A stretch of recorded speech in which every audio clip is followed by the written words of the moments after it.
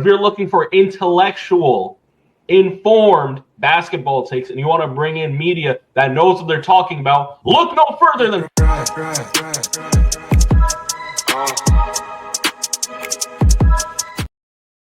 If you're looking for intellectual, informed basketball takes and you want to bring in media that knows what they're talking about, look no further than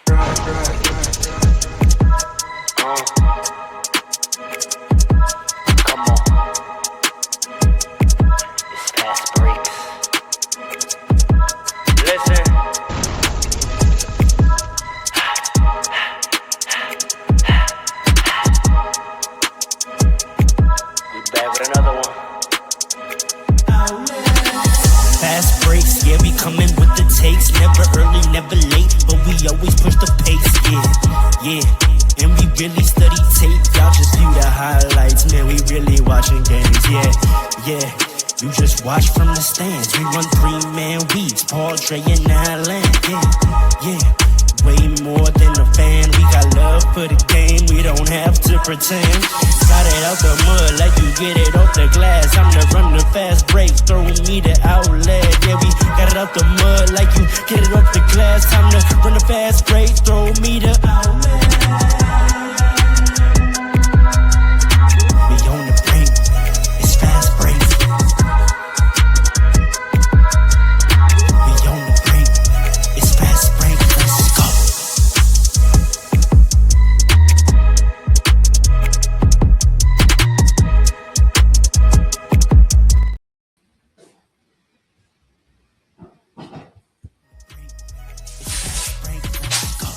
What up, party people?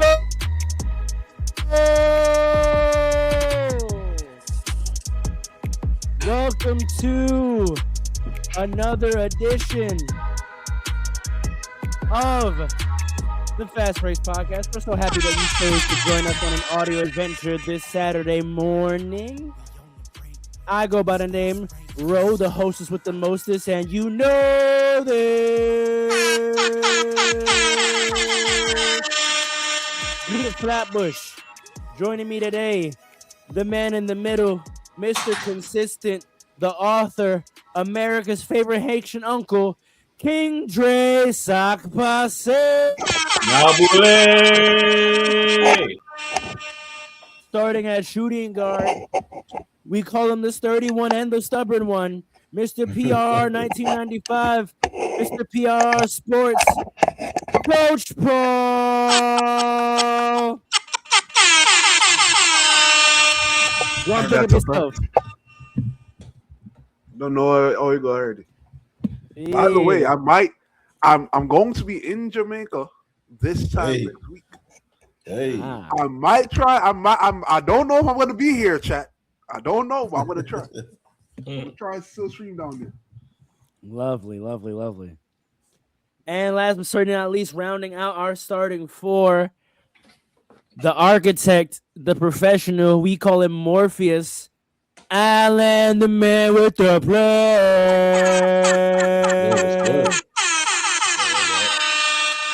We are a little ensemble that goes by the moniker Fast Breaks. Can I get a rebound kindly? Outlet!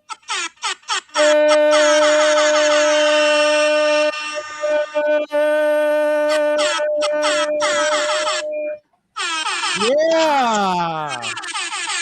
Score the bucket. Damn, stop screaming at me. Score the layup. What's wrong with you? Episode 102, we back at it.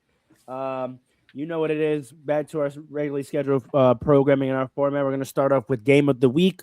As a reminder, Game of the Week is not the game we thought was the best this week, but a game that we. But it was the best this week. But it was the best this week. I'm not hearing nothing else. But it was the best game.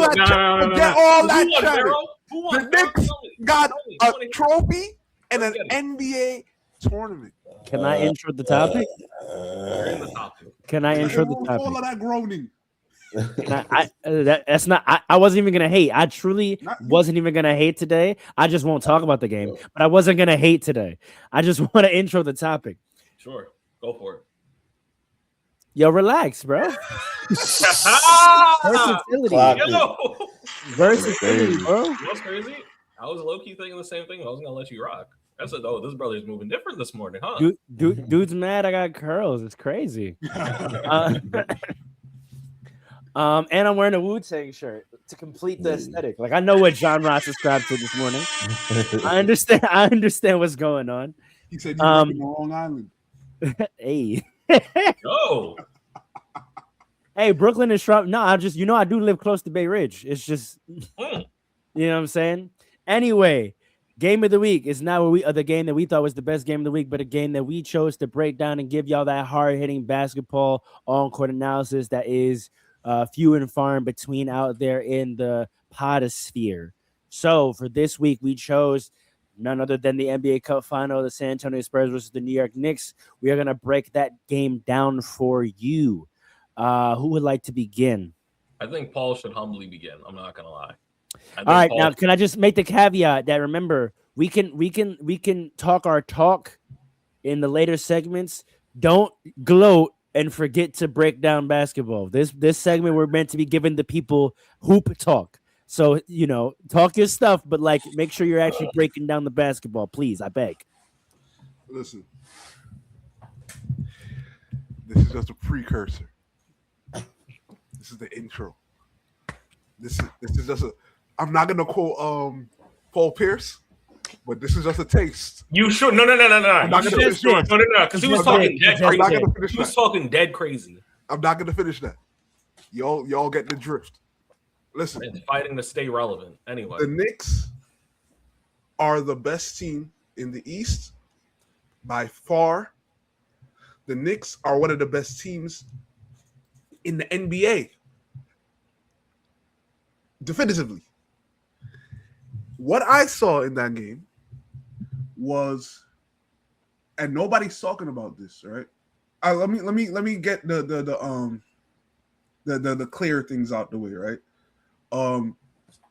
Our bench is playing. I'm not gonna say, we have a bench, because I believe we had a bench last year, but we have a coach that trusts them. He empowers them, right? You don't gotta play like a top 5 pick to get minutes off the bench. We got our own exciting whites, or whites rather, right? And because of that, they perform well. Of course, Jordan Clarkson, is Jordan Clarkson, but if we had Deuce instead of Jordan Clarkson there, I believe he would have had a similar impact. Deuce is like that, right? Especially when he gets it going.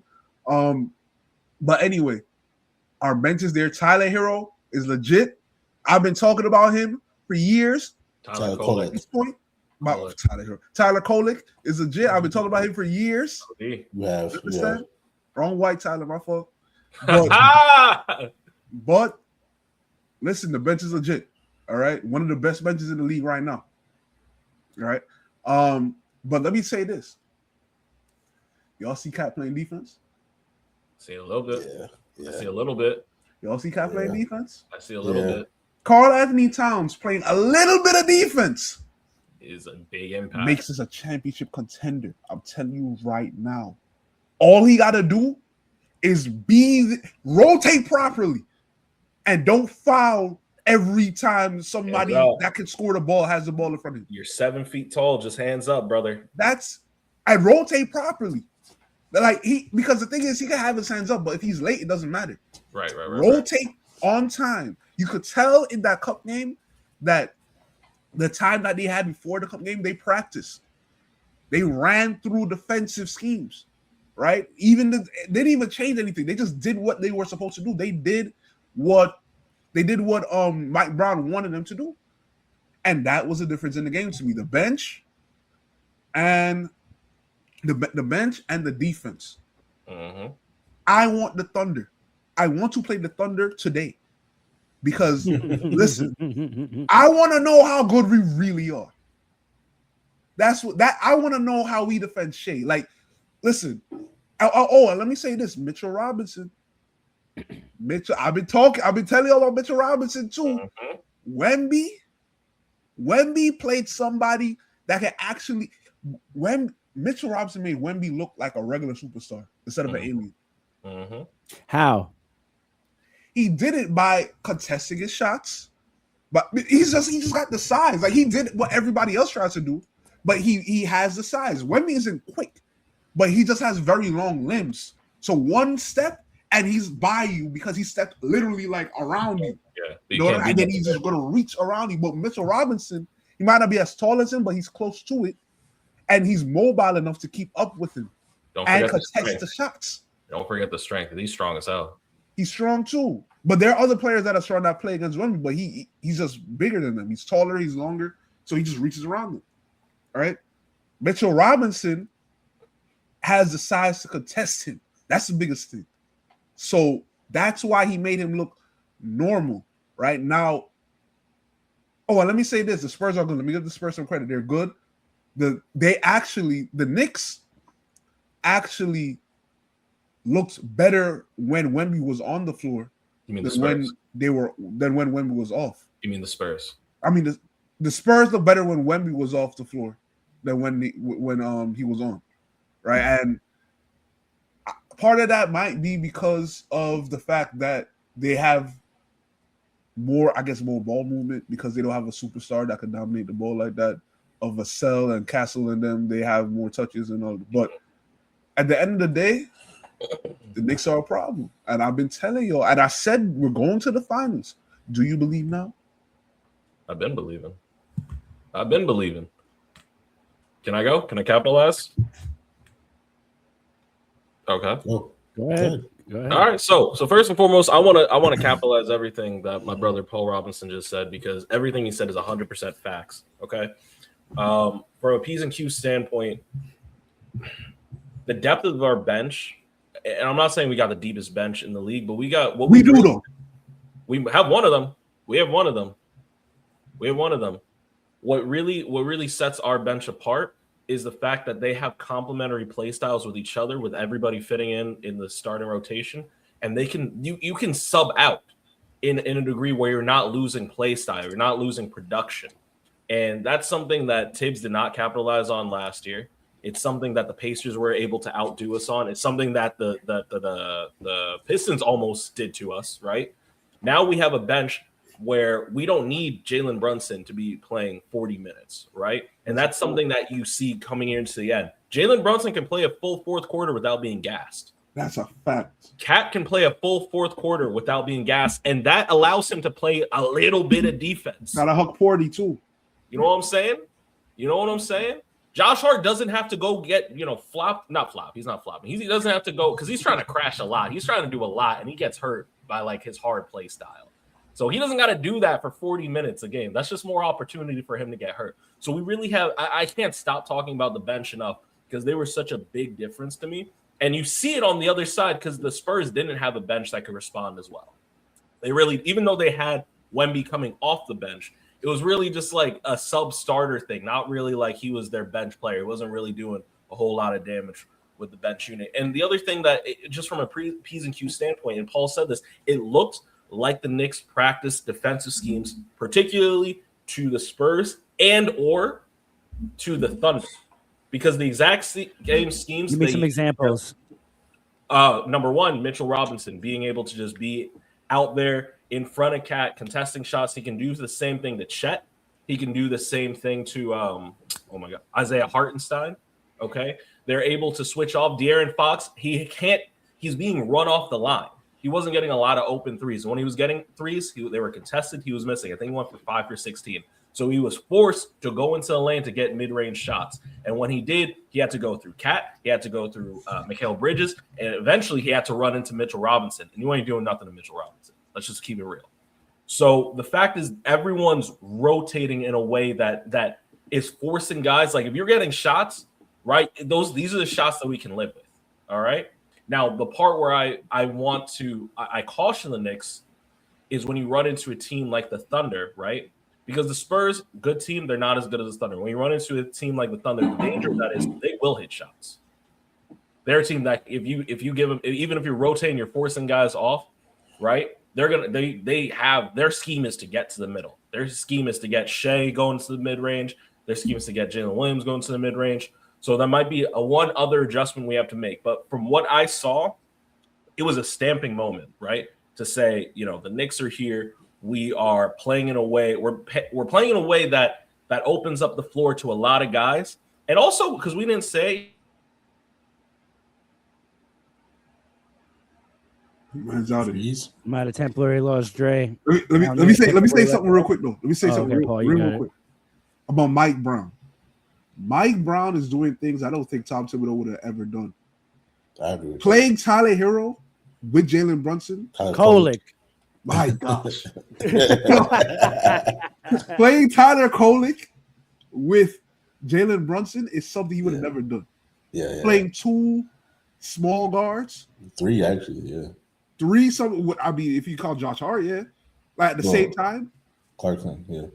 Like that he would have never done that. And that's the move that needs to happen at that time because they were Jalen Brunson didn't have the greatest game, and he talked about it when he got interviewed when he won the cup, right? Having somebody that could handle the offense where he could come off ball and rest while being on the court is something that he hasn't been able to do since playing with Luka. And now he could do it because Tyler Kolek is here, and he's been here. He's been nice. This isn't new. So listen, shout out to the timeouts he called. Great. The rotations, the piece that he played together. The great coaching by Mike Brown. A shout out to Tibbs, but he would have never done what made the decisions that Mike Brown did. That's a fact. I agree with that. That actually goes a lot into the point I wanted to make. I was gonna say, one, I think the Knicks are probably the best team in the East, but obviously people always talk about like OKC, like front office being the best office, but I think the Knicks are a really good example of what a front office is supposed to do, right? Like in terms of like building out your team. I feel like that roster is built perfectly to complement their 2 superstars, and that's what you do as a front office, right? You got players that complement Cat and Brunson in those ways. Number 1 is the bench, with just like Paul said, Tyler Kolek and Jordan Clarkson for B. I think the biggest asset when it comes to those 2 is just take a lot of pressure off Jalen Brunson. Just like Paul was just talking about, my point was going to be when Jalen Brunson's on the floor, there's sometimes two other ball handlers because they play a 3-guard lineup at one point. Clarkson out there sometimes with them too. You're right. Yeah. They play a 3-guard lineup sometimes, and that takes so much pressure off of Jalen Brunson. And on top of that, it diversifies your offense a little bit. Like last year, a big complaint obviously for the Knicks was the fact that Jalen Brunson would have the ball at the top of the key, and he would hold it just as like what other options do you have? That Jalen Brunson and your team is just built that way. But now, when you play those 2 alongside him, it opens your offense. You could dribble drive. The Knicks do a lot of drive and kick out, much like Miami, which we'll be talking about later. But they do a lot of drive and kick out, and they have players like Mikal Bridges, Josh Hart, OG Anunoby, being able to take those threes and make them. And that's why, to me, the Knicks, even when they started going down a little bit, I think the highest lead of the game was the Spurs by 11. Even when that lead started to go out, those players immediately would hit a 3, or it would be like one of the bench guys hit a 3, and then come back down, play a good defensive stop, hit another 3, and now all of a sudden that 11-point lead is not that much, and the lead is not surmountable. They did a really good job of not letting the game get away from them. OG Anunoby, I'm super impressed by. I knew obviously we talked about him before. I know he's good offensively, but he's really good at drive. He should get to the paint, not at will, but damn near at will. He gets to the paint. He's super strong. He can make really tough finishes. And I think that's what's invaluable for him. Because a couple of times he got some and ones or just tough buckets that, rally the team together. And I think that's super invaluable. On top of that, the offensive boards is damn near at this point a game plan. I started noticing a couple of teams doing this, mostly Boston, but it looks like the Knicks are doing this too. But like offensive boards are just kind of like a game plan now. Like I damn near think teams don't mind if they miss. It seems like they're just attacking the board on that end of the floor. And it's kind of creating like open shots, open jump shots. Because you could get an offensive board, you kick it out, the defense is not set, and you make an open threes. I don't know how successful that's going to be for a lot of teams in the long run, but overall, I think it's working out. especially against a player like Wemby, who's just super tall, and who's able to block everything. I saw someone on Twitter say, actually, I thought it was funny because it's true, he can't block and get a board at the same time. So if you got people crashing the boards, it's kind of like a great neutralizer for like the beast that Wemby is. Other than that, I think the Knicks just had solid half-court execution, more so than the Spurs. They're really running plays out there. I saw a lot of flare screens that got open threes, and I think the Spurs were just not ready for that. On the Spurs side, I will say Wemby to me didn't put like, I know he was hurt and I know he's playing like limited minutes. I don't think he really put like his fingerprint on this game. Because I don't think it could have been Mr. Robinson, but I also feel like he just wasn't like I said before, like the Knicks did a really good job of like driving. I feel like he didn't contest the paint as well as he usually does, and I don't know what injury he has. I don't know if it's because of his injury or maybe he was being pulled away and maybe they missed rotation. I don't know. But I feel like he didn't do that great of a job. And on top of that, on the offensive end, I know he had that explosive like third quarter, I think it was. But overall, I don't think he put an imprint on this game that he usually kind of does when I was watching play. But again, he was injured. We could chalk it up to that. I don't know. Do we give any credence to him possibly not being mentally in it based on the news that he learned that morning? That's hard for me to say. When I see Wemby, he's one of the really more competitive guys in the league. So I feel like for him to not mentally be in it for a championship game, I know it's the NBA Cup, but I feel like he is one of the dudes that would take it really serious. So I don't want to put that on him. Unless you saw something. Did you hear reportedly he learned that his grandmother passed the morning before the game? No, this is my first time hearing that. Oh yeah. Oh wow, maybe okay. Oh, you know what? That makes a lot of sense to me now. Like, okay, yeah, that makes a lot of sense. That's my first time hearing that, so I can definitely see that now.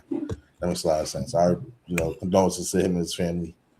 But another thing, other than that, like the Spurs, for the Spurs side, even though y'all lost, but Stephon Castle, bro, is nice. That kid is nice. He's nice. Stephon Arkell. Yeah. He is nice. You know, he's like all the Giannis talk, the trade rumors and stuff. I've been hearing like packages including him for like Giannis, and when I first heard it, I was thinking like, yeah, do it. That's Giannis, and you have so many other assets. Yeah, I know, but you have so many other assets that I think would be good. But now I don't know. I'm holding on to him because they have Dylan Harper too. But he's nice too. Was nice. Yeah, that's what I'm saying. That's why I was like, that's why I was saying like it's okay if you give up one for Giannis because you still got the other. Right. But I don't know, man. Now you might as well keep all of them because I think in a few years he's going to be good. That kid, he gets to the paint at will. He always gets 2 feet of the paint. His reads that he makes, making these cross-court passes on dimes, cross-court passes too. Hits you on the dime. He's very good in like a screener role. Like he's just a really solid player. So they got a bright spot. I want to see more young cores and see how they play. I'm tired of seeing young cores. They're broken off a superstar. Trade bait to go get us. Like, let's see what this group could do. Like, at least let them. Durant, stay away from them. Yes, at least let them get to year 6, 7 before you trade one. It honestly gets me very upset. Like you're trading guys, and I'm including Jalen Green in this. You're trading guys. Freaking 3 years, 4 years into the core's development, you got to give them at least 6 or 7, like to see what they're gonna be. Imagine if they traded, like Rob did. If they traded Russ in year 3, and we never would have saw what the Thunder got to be, even if they make it all the way. Like that's a great part of NBA history. What the Thunder were, right? Imagine if they traded Draymond or Clay in year 3, what would have never happened? You know what I mean? Like I just want to see this happen more, but. You know, that's my little take for the day. Dre, you want to finish off what you were saying earlier? Yeah, I mean, Alan got to the points I was gonna make because I was literally about to go into OG and then talk about offensive boards. But the only last thing I would say is shout out to Dirk because his fingerprints were all over the Knicks offense. His fingerprints were all. OG's been working with Nowitzki. Oh, OG was working with him. OD. teaching him how to shoot. They were talking about it in the halftime show, how he called them, talking about footwork, talking about exactly. No, for real, no, how to shoot properly. And you saw it too. He's shooting confidently. I saw Cat take that one-legged step back that Dirk always, that signature step back. Listen, man, shout out to Dirk, man. I like the offensive scheme. It's clicking. Not that our offense ever had a problem. It did. But no, it didn't. It didn't. It did. It was good, and that was great. Now, exactly. It was stoppable. I'll even say it. In fact, it was good. I used to always say to y'all, this is stoppable in the playoffs. It wasn't stoppable. But it wasn't Yes, stoppable. it was. No, Yes, the reason why it was stopped. No. The reason then why why'd you lose? Because our guys were gassed. I don't understand what you're not getting. Like, why are people not getting this? When Jalen Brunson has to play 42 minutes, there's only so much left he can do. And if he has to do that, why did he have to play 42 minutes? Because Tibbs is trash. Because Tibbs was a trash. Because your offense absolutely needed him on the floor for 42 minutes. It didn't. Wait, hold on. Jalen Brunson in 42 minutes was still unstoppable. The problem was the defense, right? And we found a defensive. We as fans saw there was a unit that played good defense, and he refused to play them consistently. Delon Wright, Landry Shamet, Deuce McBride, either Cat or Jalen, right? And then you have one of the wings, either Michaela or OG, right? That was the nucleus of that defense. Delon Wright, Landry Shamet, and Deuce. He did not play them like that. But when because that lineup couldn't score. Yes, they could. Yes, they could. What are you talking about? Cat was unstoppable against the Pacers. And don't forget Deuce, too. Deuce was saying big threes. What are we saying? They couldn't guard. The Pacers couldn't guard us. This is why we talk about the Pacers the way we do, because we look at it like we don't trust. We don't beat them. We don't rate them like that. They couldn't do anything with us. We don't rate them. That's probably what the Celtics fans say about y'all. Yeah, but that's how that works. That's how they play. You see how that works? You see how that works? It's not the same thing. The proof is in the pudding. We stopped. No, they didn't stop us, though. The Celtics lose when Jason Tatum stops making shots and stop making reads. The Knicks lose when Tibbs refused to play the bench. That's the difference. Right. That's the big difference. The Celtics are saying that about us. They're delusional. Go get yourself mentally checked out. There's a lot of help in 2025. Go make those resources available. 2025 is over, brother, by the way. All right, so coming into 2026, start the year off right. It's crazy. Isn't that crazy? Isn't it crazy? Any final thoughts on the game of the week? How we feel? Any particular schematic thing that you would like to see the Knicks continue moving forward, or that you think is an adjustment the Spurs need to make moving forward? Particularly schematic thing, an X and O's thing. I got something. I think. Well, for the Knicks, one thing I forgot to mention. Part of the reason why I think the roster is so perfectly built for Cat and Jalen is when you got Hart, OG, and Mikal Bridges out there, those three could switch on everything, and it helps them out a lot because obviously you get one of those two on the switch and you're cooked. But when you have those three guys out there, they could pretty much switch everything, and it's so versatile defenders. It helps that team out a lot, and I feel like they weren't doing it that much with Tibbs last year. So I like that combo, and I like Josh Hart starting out because I think when they switch on defense, the Knicks are tough out. Yep. I'll say this. What I want to see the Knicks do consistently or continue to do is play defense on a string, particularly Cat. Allen, that lineup was the starting lineup last year, and it was the worst starting lineup in the playoffs last year. And the reason it was because of Cat. He was horrible. Look, I could take some defensive deficiencies, right? Okay, you can't guard in the perimeter. Okay, cool. But can you at least rotate? Can you be Rudy Gobert? Just be there. Be there on time. Be there. That's honestly who he needs. So he just gotta be there. He's 7 feet tall, man. Don't be absent-minded on the court. Right, and that's what I saw him do. Just rotate on time. And because of that, the defense was united. So now when he rotates on time, now Mikal can rotate to his guy if his guy is on the in the corner, and then he just have everybody rotating on time. And now they have to take a shot that they don't want to take. Right now on the Spurs side, what I want to see them do is real quick. I want to see them run more off ball, down screens for Wemby, because he scored very well off of that. Like when it was 1-on-1, some pin actions. You said what? Some pin down actions. Yes. Because that I remember D-Wade was talking about, oh, this is crazy. This is the new NBA. The guard is setting a pin down screen for the center to flare up and take a mid-range shot by the elbow. It is crazy. But when you have someone like Wemby, it could work. And that's when he scored most efficiently. So if they want to, improve their offense with Wemby on the floor, I think they should do that. Well, for that to be the case, I think it would have to be a shift in mentality and perspective, much like Rashad McCants said, which is you stop thinking of Wemby as a center. Yes. If you treat him like a guard and run offense for him like a guard, what does that look like? And what does that do for your team? Yes, I agree with that. I mean, defensively, he's going to be the center, but like offensively, of course. Treat him like Dirk. Treat him like Dirk. I had a thought about that. I had a thought about like, these bigs that can shoot. Like it's not a absolutely new thing, but why is it a struggle when we watched a big that could shoot? Like, show the blueprint of how to do it and still be a big. We saw this. Him, LaMarcus Aldridge, like we know how to run offense when your big man can shoot the ball. Maybe they weren't shooting a ton of threes, but they still were primarily jump shooting bigs and had successful offenses around them.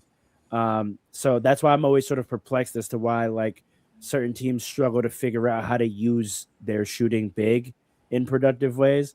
I always thought about that with Joel Embiid, like the fact that there was always a tension between Joel being a bruiser and being a shooter when he like clearly his bread and butter became his midi game. Like that clearly became his bread and butter. And like we've been watching bigs have midi games for 30 years.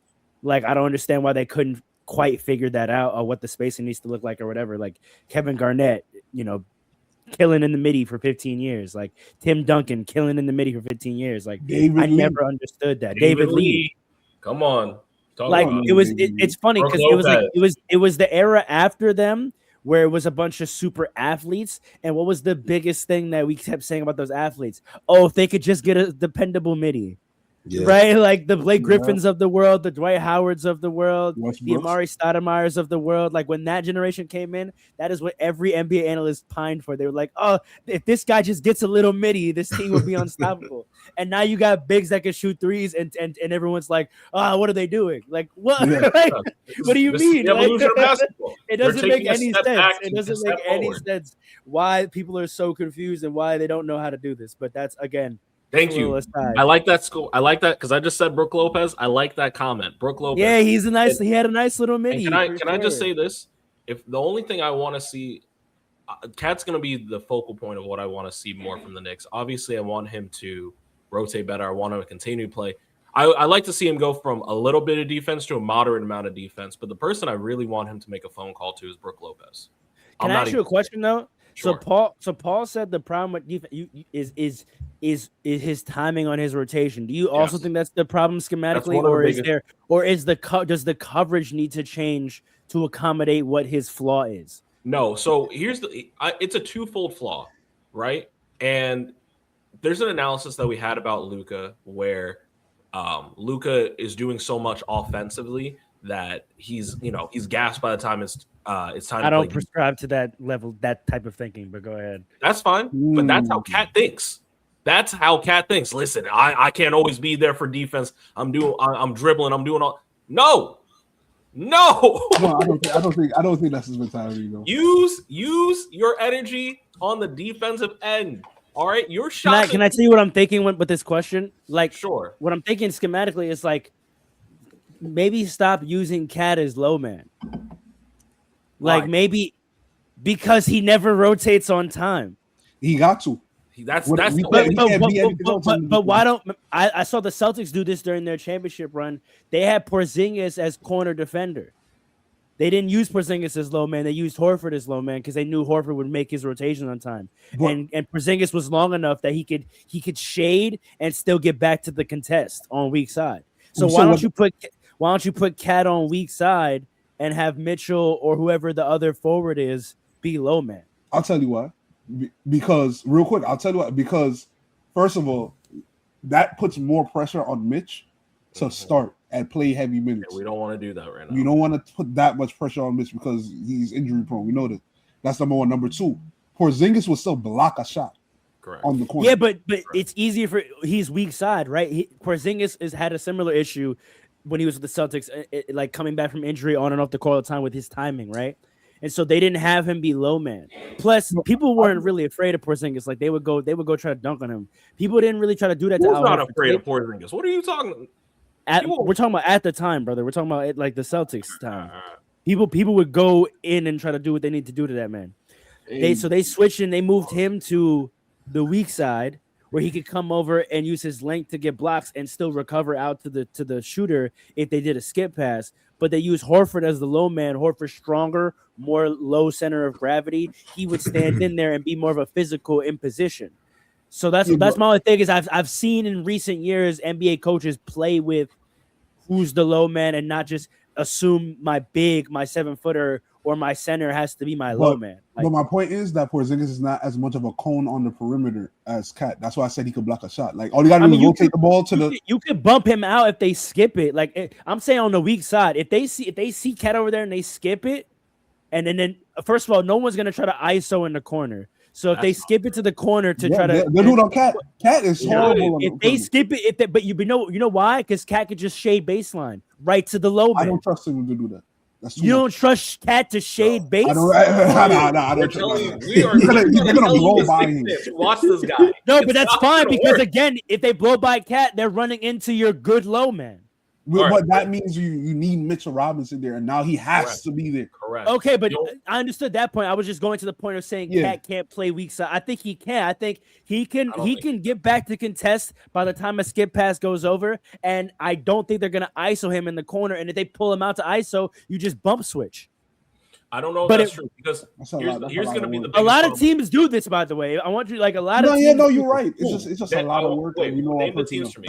I just want to hear. No, like just the Timberwolves do this a lot. Okay. The Timberwolves do this a lot. They have Julius play low man and they'll put Rudy as weak side and play the corner. Like I said, the Celtics when they had Porzingis and Horford did it a lot. Any team that has a sturdy forward or 2 7-footers most of the time do this. The Thunder do this. Chet is not low man because they know better. Chet plays weak side and Hartenstein is low man. Forward. That's the thing. But this is kind of I understand, but like I'm making the point of like teams are decisive about who's the low man and who's the weak side because Chet's a 7-footer in his own right. That doesn't mean that he should be the low man. No, I agree with you to that end. So here's the technically, isn't he taller than Hartenstein? Because Chet's a true 7 foot. No, Hartenstein's 7'2". Hartenstein's like 6'11", is he not? No, Hartenstein's 7'2". I don't think so. 7'2"? I don't think so, bro. I don't think so, but even then, like when you look at the games, like this man Chet is taller. Chet is up there, bro. Right, Chet might be 7'1". Yeah, KD is 6'9", right? Hey, exactly.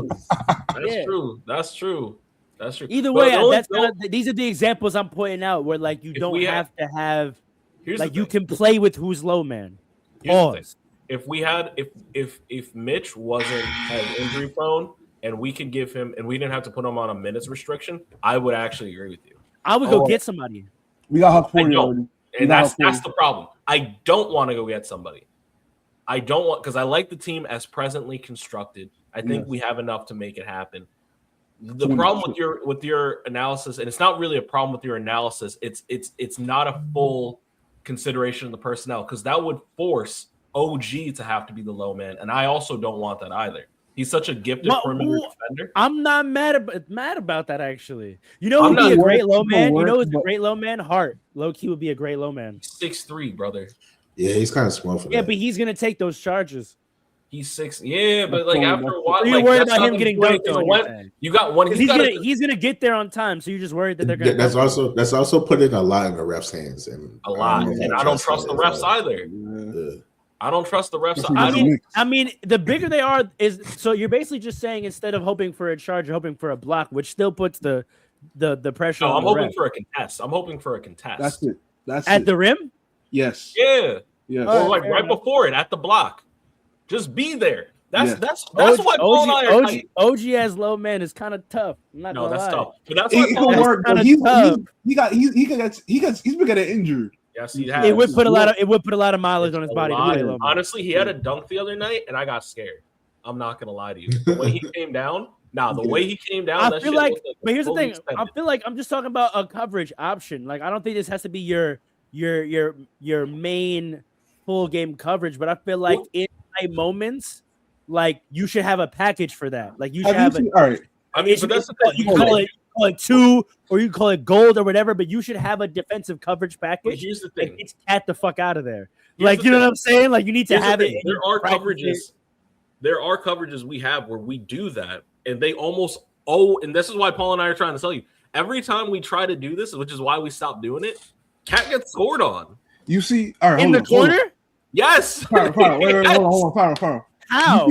Wait, hold on. He's not doing it. Like, he doesn't get out quick enough, and he doesn't step back quick enough. Oh, so he's lazy to run back for the contest. Yes. He's slow. That's why we're tight. That's why we're tight.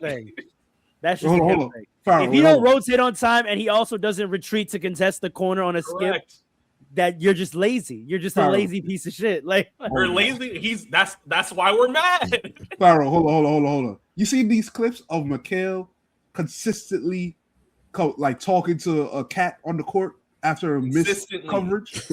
Consistently. It happened like 5 times in one game. Mikal is getting so tight that he's like, yo, what are you doing? Like, he's talking to him on the court in front of the cameras.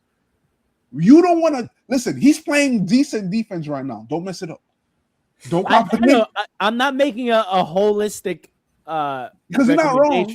I think in the playoffs, I think you're gonna need to be able to back that kind of coverage. I almost said back that package out. Back that coverage out. Hey, man. Hit the button. Like the way the Miami Heat could just back out some zone when they need it. Like, y'all, I feel like y'all need to be able to back out. Like, Cat is not being relied upon in this defensive possession type of coverage. Like, you know what I mean? Like a high Cat package. You know what I'm saying? But to counteract that, we have personnel that could do it. So we got to take him out. That's what Tibbs didn't do. You could literally just take him out, put in Okporti or put in Ayabusele and say, okay, this is. But you know what's going to happen then? But then you're going to get in a tricky offensive defensive sub game if you're at the end of a game, because you're at the end of a game and it's close. What's the lineup you put out there? Let's say there's 40 seconds left and you're about to get on defense. What's the lineup you're gonna put out there? And let's say you have one timeout left. If you take him out, you're coming down on offense the next possession without him, which we could do because we got Jalen Brunson. So you feel good with that? So you would just sit him close, because you know what this reminds me of. This is the same issue that we often have with Austin. Do we leave Austin out there so that we have him to come down this next possession, or do we take him out knowing that because of our timeout situation, we're probably going to have to play the next offensive possession without him? If you have enough timeouts or there's going to be fouls and you could do the offensive defensive sub, you could do it fine. But when it's one of those scenarios where you're coming out of a timeout and you know you're about to play the stretch because it's close and no one's going to foul, you have to decide, like, do I put out my defensive lineup to make sure I get this stop and pray my stars can figure out a shot when they come down? Or do I pray my offensive guys can figure out how to get a stop and have more confidence? You know what I say to that? That's the difference between having Jalen Brunson and Luka Doncic. Let's stop it. Oh my God. It's different. I'm gonna leave that alone. Jalen Brunson.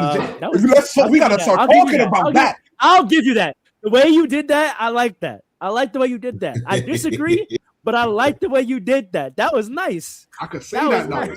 Yeah. That was nice. All right. Transitioning to our rapid fire take segment. Fellas, I got a little surprise for you. You know I'm a student of the game, right? You know that I've been watching sports media my whole life, right? You know that I study producing live broadcasts for a living, right? I got 3 words for you. We're going to take it back.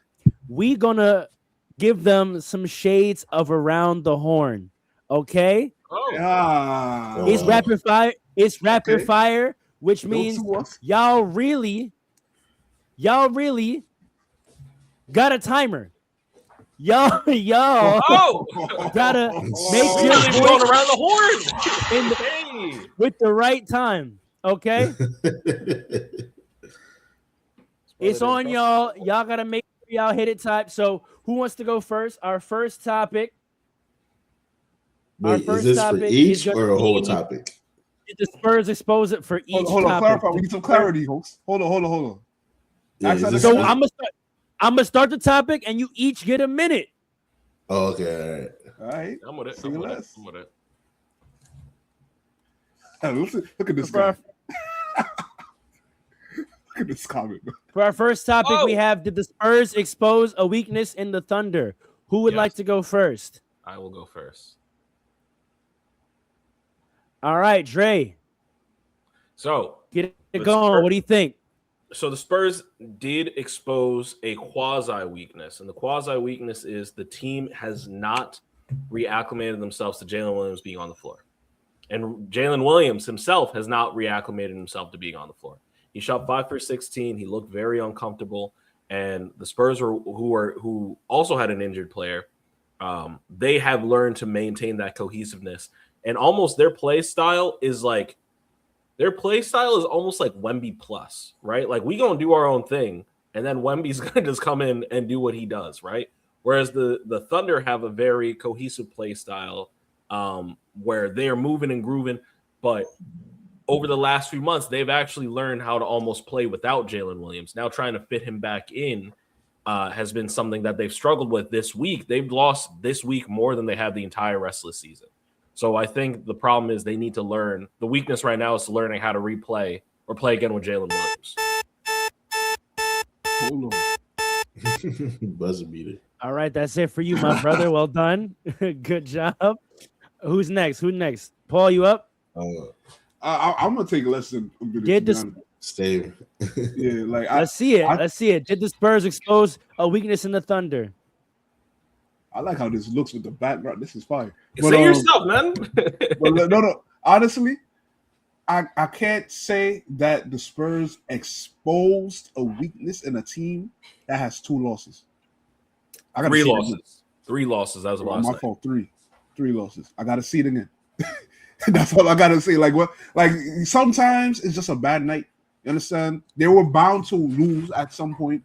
Wemby is like that. Wemby was motivated. And they lost. Like when you go up against another superstar, that can happen in a game. I can't say they got exposed. You know what I mean? Adjustments will be made as well by Dagno. So they got 3 losses. Christmas is coming up. Like I can't say they got exposed in any way. That's all. So it's got 2 seconds left. Don't care about it. All right, fair enough. Just gonna smile at the camera. Yeah. Let his time go out. You're on the That's clock. what I said. Yeah, I mean, hold on. Did the Spurs expose a weakness in the Thunder? I also not going to this. I'm not going to need a whole minute because I pretty much agree with Paul. Like, if anything's a weakness, it's Wemby. But if you want to consider that a weakness. They threw the kitchen sink at him. They were fouling him. They were trying to do everything they can to stop him. But he was just on it that night. Like Paul said, he was motivated to win. He got a little rivalry with Chet, and I guess that put him a little like over the top. But he was just really aggressive that night. They couldn't stop him. He was shooting over their defense. He was driving it. They couldn't stop him. They tried to foul him. Sometimes he got the call. Sometimes he didn't. Either way, he was just getting buckets. So I don't think they discovered a weakness. I think they're still the best defensive team and the best offensive team in the league. So, not yet. All right. There you have it. The fellas, nobody blew time. All right, so good. Now let's see if y'all have the same amount of self-control on this next topic. Because I'm cool. I'm the host. I gotta produce all this and keep it running. All right. This next topic, I don't know if you guys will be able to be so curt and concrete about, because I know several of you have a lot of feelings about what is going on in the Bay. What is wrong with the Warriors? Okay, y'all give me y'all takes on what the heck is going on in San Francisco. I don't understand it, but that's not for me to decide. Who's ready? Who wants to jump in first? I'll jump in. Let's get it. What's wrong with the Warriors?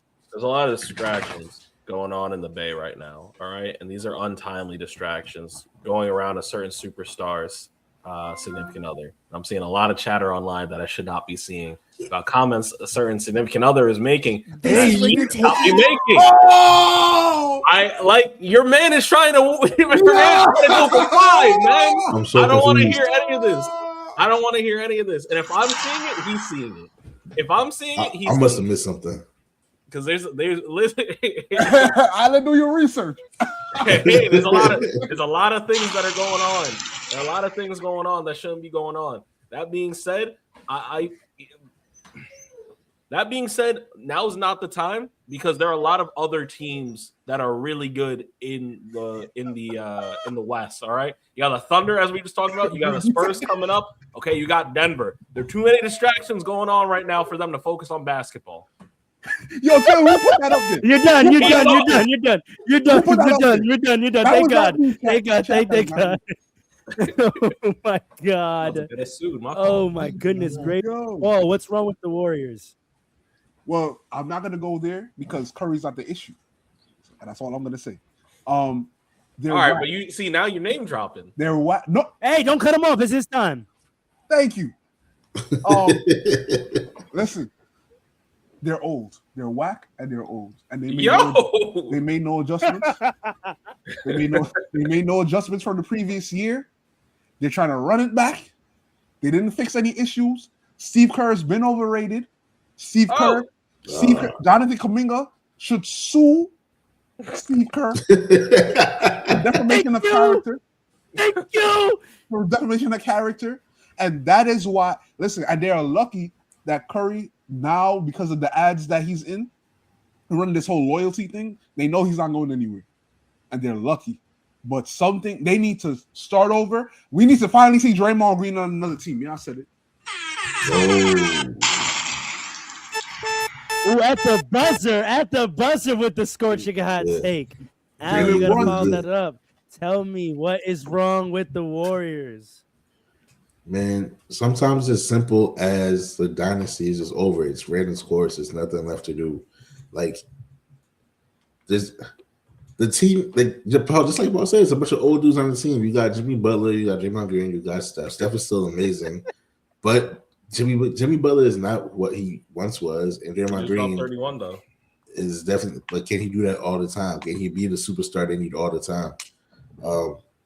Draymond Green, and he took my time too, by the way. Draymond Green is just not that guy. Like the team, there's no way to improve the team because they don't have really draft picks like that. They're in the apron. It's just sometimes it is what it is. A spade is a spade. They had a great run. They're like the dynasty of this era, but it is what it is. These are the golden years of Curry's career, and we kind of just let it have to be that. Be competitive, make the playoffs.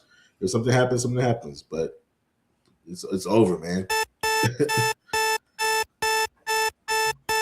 It's over, ladies and gentlemen. It's There over. it is. Okay, with our next topic. This one, I think the audience is going to have a lot of fun with. I say there are several people, in recent NBA history that seem to always be at what I like to call the scene of the crime. Oh, man. I agree. I want us to really figure out whether this guy causes more harm than he does good. I don't want us to have a narrative conversation. I want y'all to really actually evaluate it. But he's having one of those weeks, and it seems like the last 4 seasons in a row, he seems to have these weeks where he's just hitting people and causing losses and doing silly things. And I think the audience knows exactly who I'm talking about. Y'all let me know. Does Dylan Brooks cause more harm than good? Alan, I'm going to stick with you. Does Dylan Brooks cause more harm than good? Listen, man. Dylan Brooks is a net positive. Everywhere he goes, positive? Yeah, let's get it. It's a net positive. I'm tired of the narratives. I'm tired of the China jokes. I've seen enough. This guy makes the team better where he goes, bro. Look at Memphis now that he's not there anymore. Quiet. I'm not saying they were good last year, but he really contributes to like winning on teams. Even this year, he's killing it. He's averaging 21 points right now, close to 22 on 44%. He's making his threes. He's pretty good. I get it. He has his persona. People not gonna like him, but he plays into that, and I think that's more of like a business move than anything because that's his claim to fame. You know what I mean? So I don't take it personally. If he was like a player that I was up against all the time, I'd hate him too. If you're LeBron, you're gonna hate him. I'm sure Lakers fans do not like that man, but it is what it is. He's good. He's a net positive for the team. He's out of your skin. What it is. I'm gonna skip Paul. I'm gonna let Paul finish because I know how Paul feels, but we need some balance. Dre, hold it down. Dylan Brooks, does he cause more harm than good? Give your opinion. It's a fact. Yeah. I'll tell you right now. This boy, and I say boy because that's what he plays like. He plays immature. Okay, he's immature. That whole innocent. He's a poor man's Draymond Green without the chips. And y'all, and it's you know what it is. It's I love y'all, but it's the analysts like Paul and then Paul and Allen that allow him to act up this way. Okay, you know what he thinks? He thinks because I can go out and make a couple threes, it's gonna okay everything, and he thinks he's gonna be motivating. But the thing is, he's not. He's not. We just saw him. He wants to be tough. He sold his own final shot, man. I've never seen anything like that, bro. I've never how you win the game and lose the game at the same time. Crazy. What are we talking about? That was crazy. Right. How like come on, man. I'm tired of it. He's a bum. I'm tired. Don't try to get a superstar persona. He's a bum. Bring me up. Let me hear this. Bring me up. Let me hear this. Go ahead. Dylan Brooks, I got you, man. Good. Hold on. The Grizzlies, right? We attribute the Grizzlies' success to John Morant at that time and Taylor Jenkins. Yes. The defensive identity that they had. I attribute it to Jay. To Jaren Jackson Jr.? Yeah, but keep going. It's your time. Oh, okay. Yeah, a lot of people attribute that to Jaren Jackson. Well, whatever. Dylan Brooks was the reason for that. What were the Rockets before Dylan Brooks went there? Nice. What were they once he got there? Exactly. Okay. Now, the Suns are not as bad as people thought they were. They are better than they were last year when they had KD and Bradley Beal. This man is better than Draymond Green. He hits threes. He gets to the rim. He's a troll. We get it, right? But low-key, most of his trolling is with LeBron James. It's not really with anybody else. So that's why that's narrative not true. Exists. Because, all right. I'm gonna go on this one. No, I'm gonna go on this one. I'm gonna address everything that was just said. Okay, first of all, the idea that he only trolls LeBron is not true. That's the only time media coverage picks it up. But if you were paying attention to the NBA internet streets last night, you'll see that he contested a Steph Curry 3 2 nights ago and just decided to smack him in his shit after he released the ball. And everyone on the court was like, why did you do that? He does things that are unconscionable because he tries to play the mental game. But here's the problem. The possible threat of the end of the mental game he plays is not equal in value to the actual production you bring on court. Yes, he provides production. He provides value. He's giving you 20 points. He's giving you some defense. But what he does, that's the problem, is he plays the mental game as if he's the best player on the team. You cannot play the mental game with the best player on the team because when you gas him up, you're not going to match what you possibly stoke a fire of. If you gas up Steph Curry, if you gas up LeBron, if you gas up Donovan Mitchell, and they give us 50, you're not about to match them with 50. So that's the problem. And then also you're going to put the refs in a quandary of having to manage the game down on the whistle gets tight because you push somebody, and then we get called for a BS foul at the end of the game. Whose fault is that? Am I wrong? I lie? You didn't lie, but the problem is it's up to the stars of the team to actually produce as well. Like, let's not act like he's not defending too. Like, let's not act like it always results in. I just think it causes a bad scenario of the game. If you get the refs on edge, particularly around star players, the refs are now policing star players. Every time he does this with LeBron knows I'm now going to get every call I want because all I have to do is get upset, act like he's mucking the game up, and now everything I do, I'm gonna get the call, and that's what ended up happening in that game. He's really in his head. He's not acting. That's the point. He's really in his head. No, he's not. You what? If you're no, I've watched LeBron does it. LeBron knows that if I react a certain way, the refs are then now going to call the game a certain way. So he really could be not pressed, but if he knows that if I make the refs feel like I'm pressed because of who I am, and this is what Dylan Brooks is saying. Dylan Brooks doesn't like that LeBron does that. Dylan Brooks is like, yo, whatever I did to you, what I'm doing to you is not actually enough for you to act like that, but you know that you acting like that is going to make the refs react. And that's what happened. The refs react, the whistle gets played, and now Devin Booker gets a brush foul on a game-winning 3, and LeBron gets to go win the game at the free throw line. Where, like, in reality, in a regular game, that wouldn't be called. But Dylan wants to be allowed to just play the way he plays and for it not to go further than that. But you keep doing it with star players who know how to manipulate the officiating. If he did that with the equivalent of his matchup, like if him and Draymond Green would get into it at a game, I think it'd be cool because that's not going to affect the refs. The refs are going to hit them with a T each and be like, chill out or we're throwing you out. But the whistle's going to stay the same. But he wants to smack Steph Curry. But he wants to smack Steph Curry in the chest. That's going to change things. If you go and smack Steph Curry in the chest, things are going to change in how this game gets called now. Very differently. Very different. Yeah, and I'm just that's my only beef with him.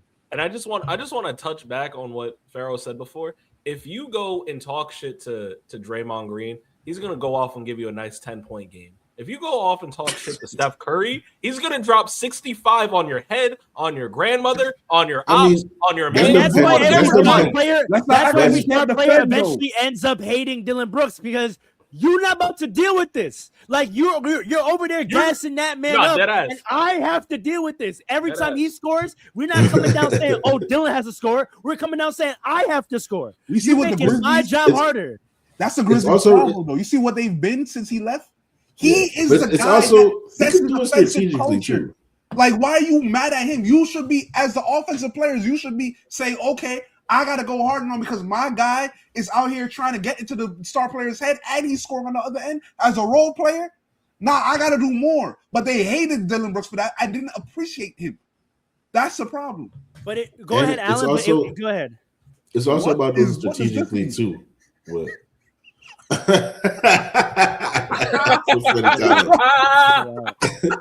are we talking about? It's also about strategically what does doing that mean? If he starts to get off on Steph Curry doing all his antics and gets Steph Curry going hot the whole game, that's one thing.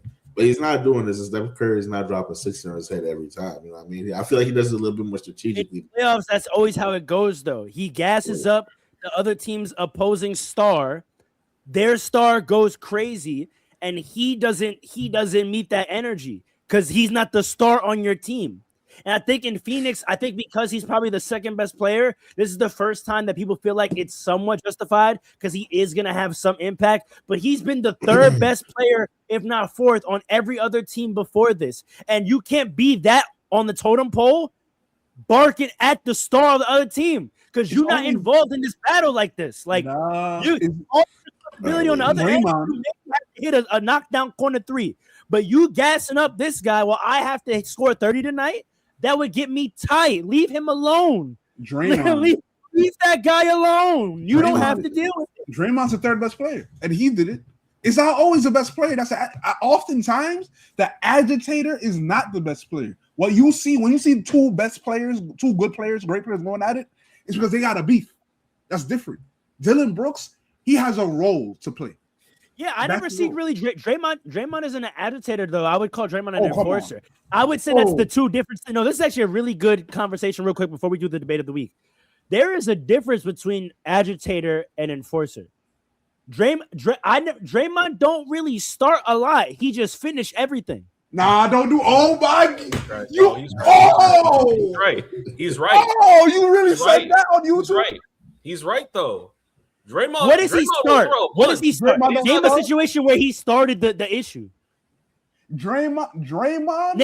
Name Draymond looks for an excuse. Name it. No, but okay, but even if you say it's the excuse, that's wait, exactly. Even if it's strategic, it's the fact that the excuse gets given. Something happens, and then he's allowed to respond to it. No. Hold on. There's no reason for him to step on Sabonis' chest. I didn't justify his actions. I just said he don't start the interaction. He always just ends the interaction. He ends the thing. Interaction? Okay. Yeah. But wait, hold on. So in that game you're describing, him and Sabonis had a thing the whole game. What happened with Rudy though? Not Vanderbilt. Who's the forward on the Timberwolves? On the Timberwolves? You know what I'm talking about. Yes, it's not Vanderbilt. It used to be Vanderbilt. It used to be Vanderbilt. Who is it? We got Jaden McDaniels. Jaden McDaniels, thank you. Yeah, Jaden McDaniels and Klay Thompson. Jaden McDaniels and Klay Thompson got into a scrap, right? Like apart from everybody else, they got into a scrap. Rudy Gobert got into the scrap to push away Klay Thompson. The minute he stepped into it, Draymond ran from the other 3-point line and chokehold him. And this is my point. He just ends the things.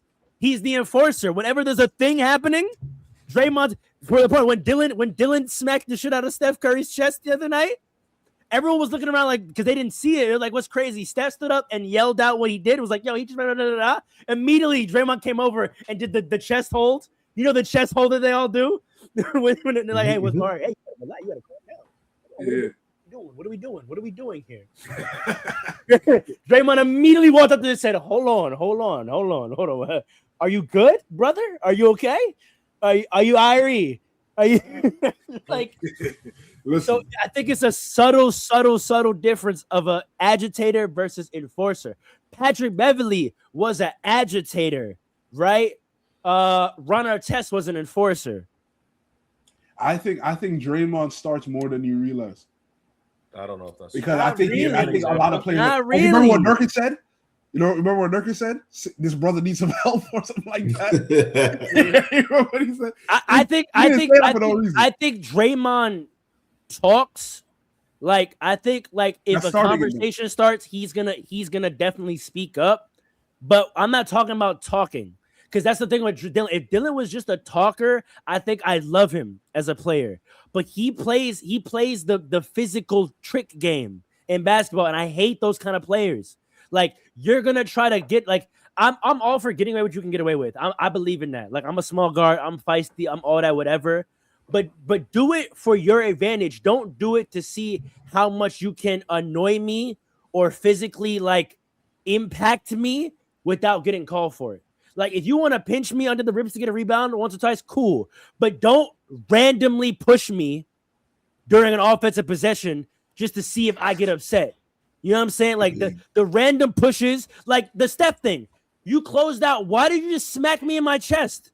Like, you're trying to get away with stuff to create, this sort of physical imposing advantage, and I'm not with that, bro. I'm not with none of that, bro. Because, you're going to mess this game up. Because eventually you're going to get caught, or I'm going to react. Now the refs are on high alert. Now neither of us can play the play we like to play because it's a tight whistle. You just messed the whole game up. I don't like stuff like that. That's fair, but I still think that that's part of him setting the culture, believe it or not. I do think that's part of him setting the culture. It's not. You know what the thing is? You heard Kobe say, "I'm gonna run through his chest," and you said or he heard that, and you're like, "That's what you got to do." Here's the difference: it's not your best player doing it, and this goes back to what we were talking about before. If it's the guy that's gonna set the tone and he's gonna lead the team and he's gonna be doing everything, but Dylan Brooks isn't doing everything. He's a third or fourth best player. He's nice. I'm tired of this. He's nice. Fine, but he's nice. Can I get to the other part of what you said, Jay? Has he? I'm sorry. I want to highlight real thing and then keep going. Running through someone's chest to get through a screen, that's a basketball play. Yes. The way Dylan Brooks does it is the problem. He don't be doing plays. It in basketball plays. It's nasty stuff. It's always extra. It's always extra. And like Pharaoh said, it gets the tight whistle, and now the game's different. Everything's again officiating. And on top of that, now I'm tight. What are you going to do about it? It's not even going to produce good tape. It's not even going to produce good basketball afterwards, right? Because it's just going to be me giving you buckets, and you're going to be sitting there with your mouth open, doe-eyed, thinking, what's going on? You can't do nothing. He can do something. What is he going to do? It's not equal in value. It's not equal in value. It's not. Listen, sometimes you get to these players. And you're going off about 21 points.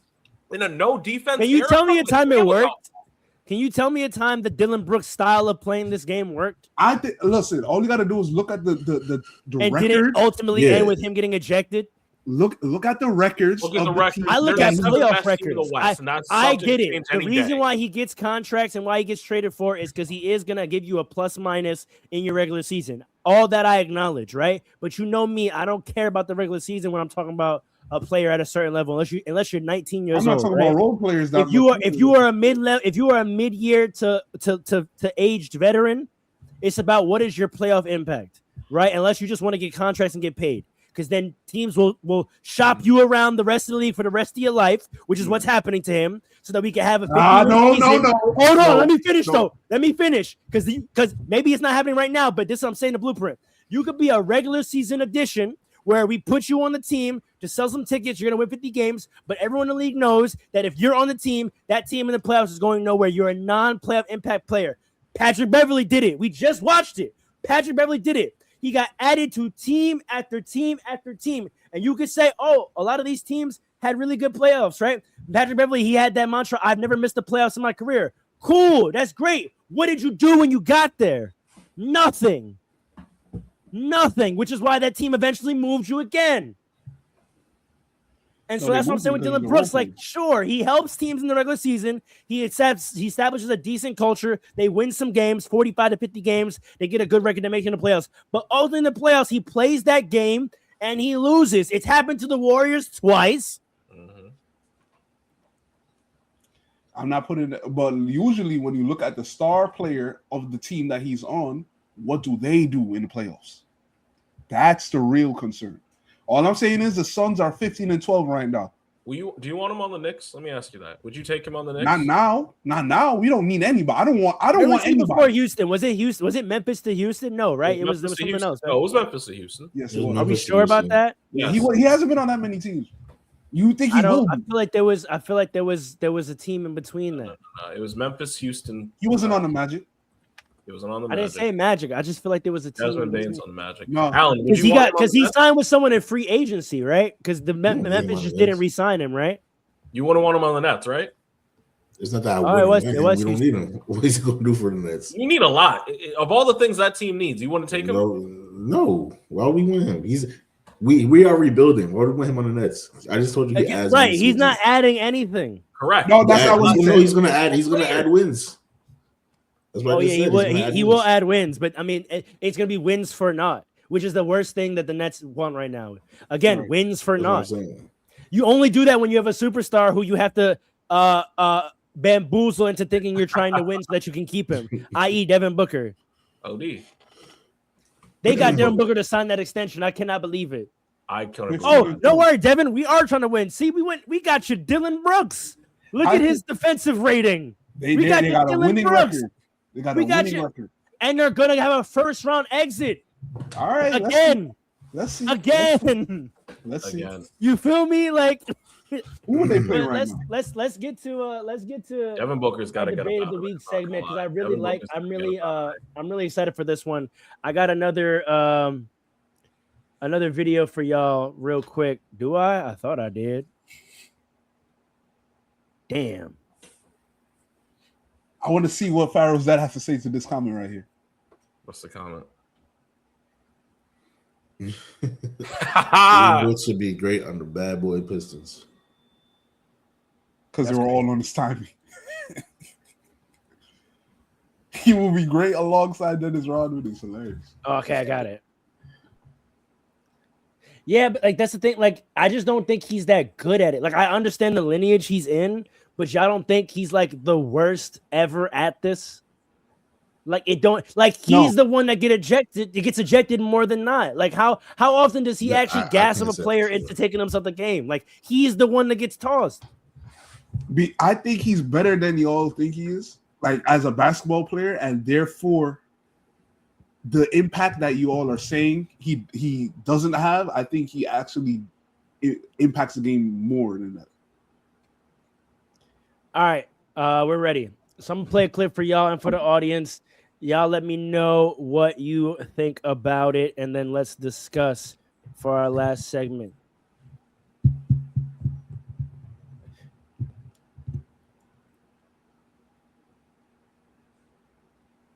Volley. in the world of basketball ideology in the NBA. And the Heat are spearheading currently that I hope wins. A lot of people watch what the Heat are doing right now and they say, oh, it's just copycat league with the Pacers, and not really. What the Heat do is very different. If it's a copycat of anything, it's what the Grizzlies did last year without Ja Morant on the floor. And I'll call it low-use move by Tyler Hero was absolutely disgusting and won. But the Heat's pace and space style of play is not about running a bunch of action, the ball popping around. It's about, one, first and foremost, running action as often as they can. And two, about allowing the space for a guy to go at his matchup and good decision-making to kick out whenever there's any semblance of space for a shooter, like Norman Powell, who's been killing this year. Or just taking your man to the hole because there's so much space for guys to drive. Davion Mitchell just blows by his defender. Who this war is against is, not Luka and the Lakers specifically, but the world of high pick and roll, high usage basketball, where one guy has the ball in his hands for 90% of every possession. When this type of basketball is done well, it's still very fun to watch. A pick and roll maestro, a good roll man, and some shooters in the corner. Yeah, it's okay. When you play this type of basketball, you can watch an entire quarter and really only see two guys touch the ball. Also, you're not making the entire team guard when you play this way. Two guys are guarding, three guys are standing in help for an entire possession. For a long time, it seemed like everyone to have one high usage guy on the floor at all times that touch the ball. You have an alpha for sure, maybe a few alphas, but no one is high usage. Jaime Jaquez Jr. is one of my favorite players to watch in the NBA. If he was on the Lakers, I don't know if he'd be getting minutes because he would not excel standing in the corner and shooting threes. But my favorite thing about this pace and space system is that it works really well without needing a top 20 NBA player on your team. This roster, coached by any other coach, running any other system, is probably a play-in team at best. And I mean that as a compliment. Spo is getting the most out of his guys because everyone gets touches. Everyone gets to be involved on offense. Everyone is confident. Tyler Hero is the best offensive player on his team, but on any given night, it can be anyone's night, and that is awesome. So why should you be on this side of the war? Well, when more teams play like this, more teams can have success without having premier superstar talent on their roster. And that gives us more competitive teams, less tanking, and more players to watch play well. And that, my friends, is in everyone's best interest.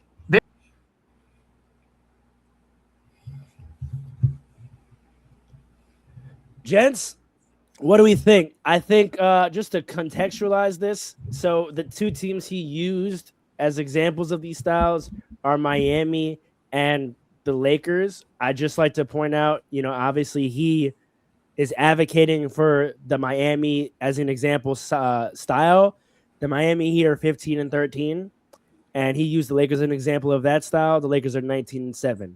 So I just wanted to add that context of winning to this debate. That is not me saying what side of the debate I'm on. I will say that later. But I just wanted to add that context.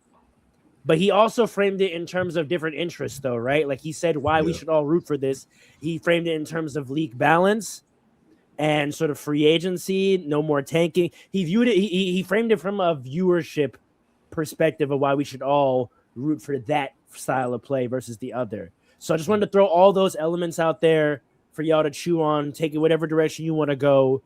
Where do we land on this? First, I want to see where everyone like you can give your reasons after, but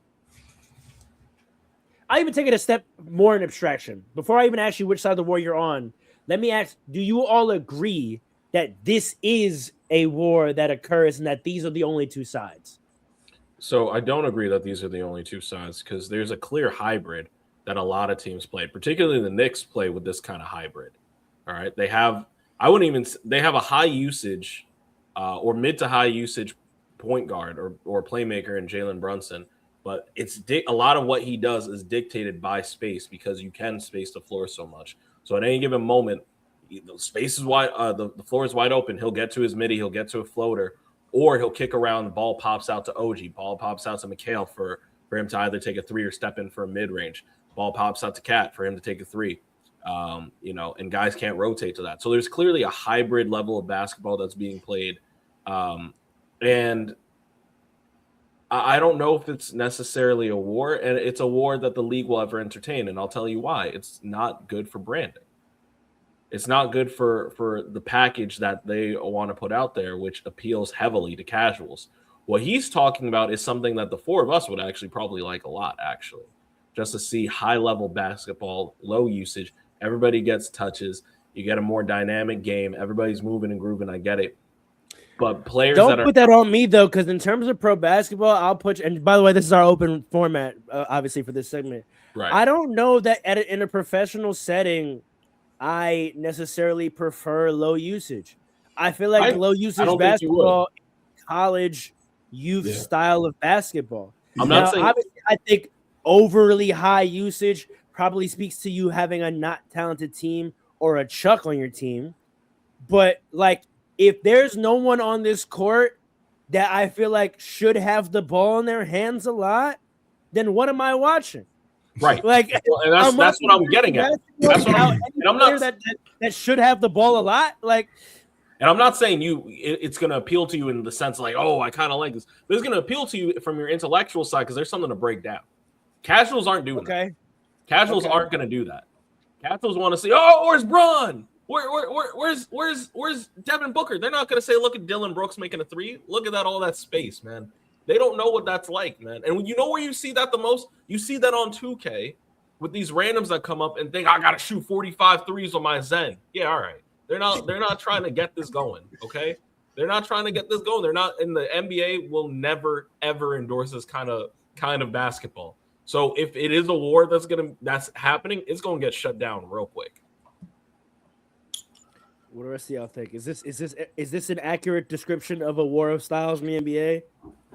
I honestly don't know if it's a war, only because I feel like the teams that do this, namely Miami Heat, I think they kind of do it out of necessity because they don't have that one guy they could just give the ball to and like just take over a whole lot. Like I know Tyler Hero is their best offensive player, but is he to that level of like obviously not like Luka Doncic, but is he someone that could do that? You know what I mean? So like I feel like it's more so out of necessities, but it's really based off of your personnel. Miami just works for them because they just have the personnel to do it. It's the smartest way to play with what they have. Exactly. Right.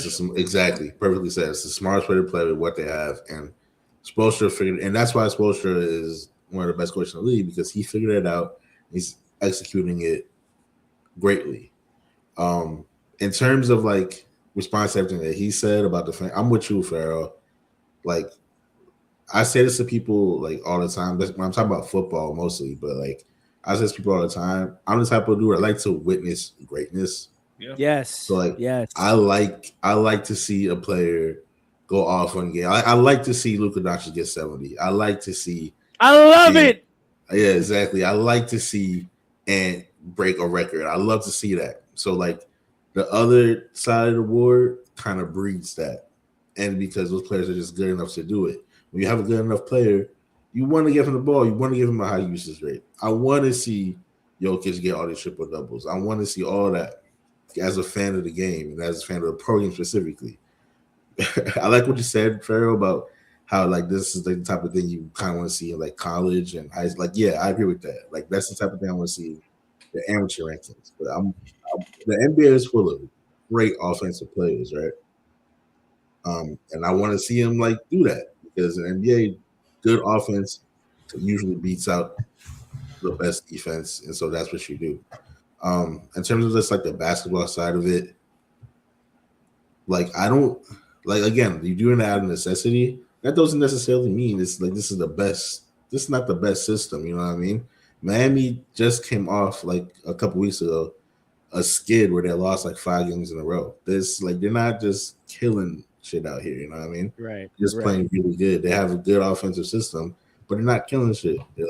They don't have a great offensive team, and it shows. They're just maximizing their offensive output. Because when you do this, it's not easy to defend, but you can get a scheme for it. You can start playing the zone, and that messes things up. if you don't have a great shooting team, that ruins that style of play often. Yeah, exactly. So boom, right there. If you don't have a shooting, like you're kind of off there. Miami doesn't have the best 3-point shooting team. All their offense right now comes from this great drive because they're very driving.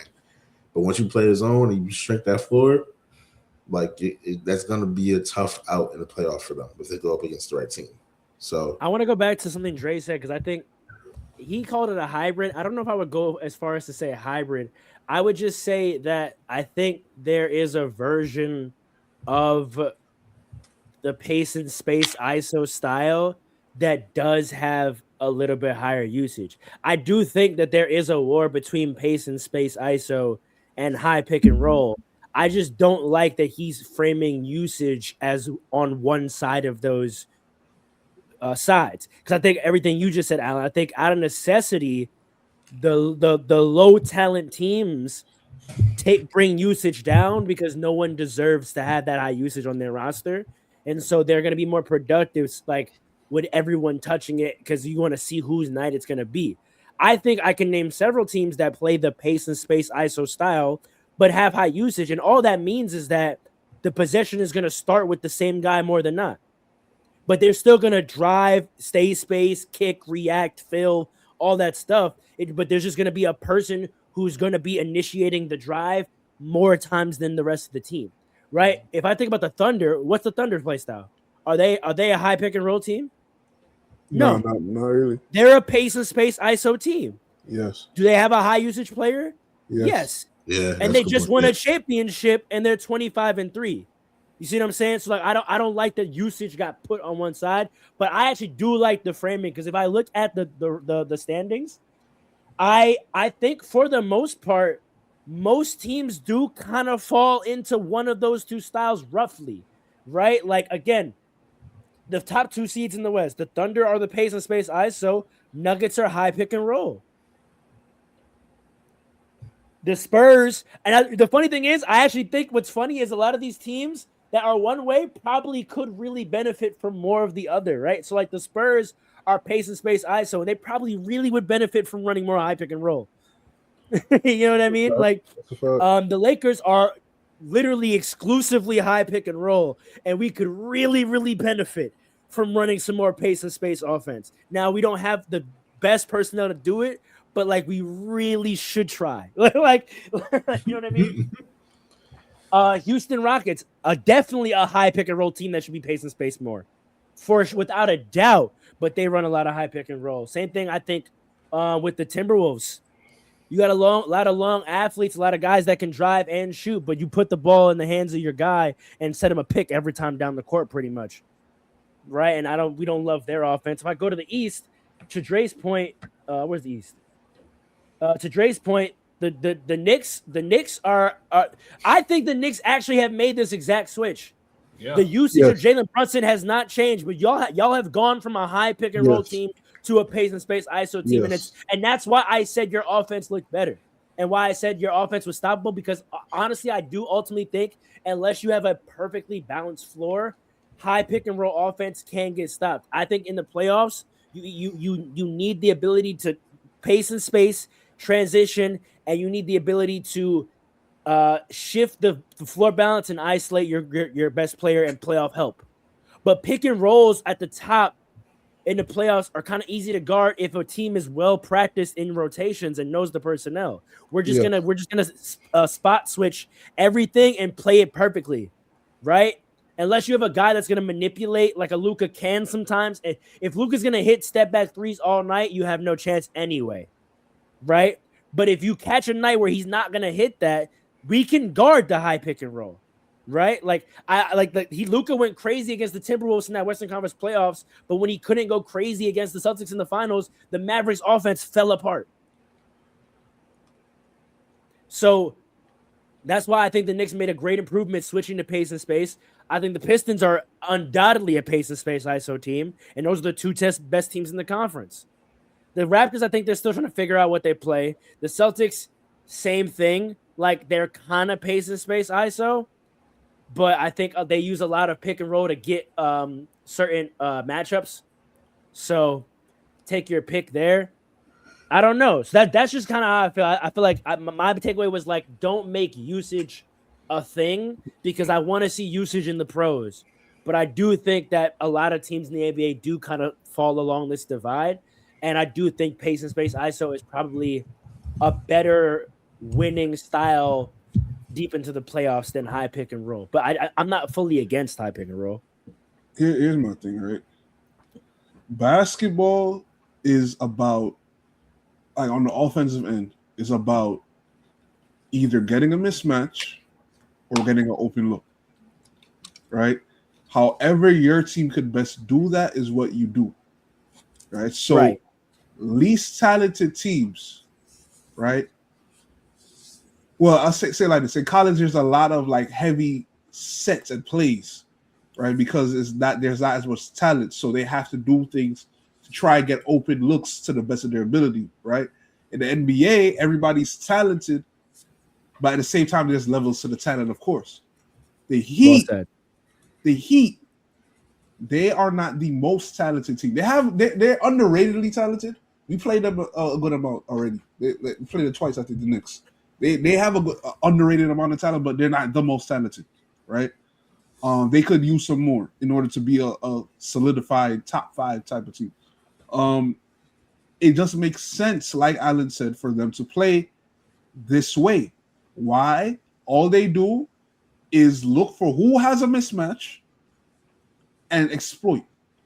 And once they exploit it, either they're going to get an open 3, like a step back 3, or they're going to blow by their defender, causing rotations, right? Meaning move the ball, somebody's open.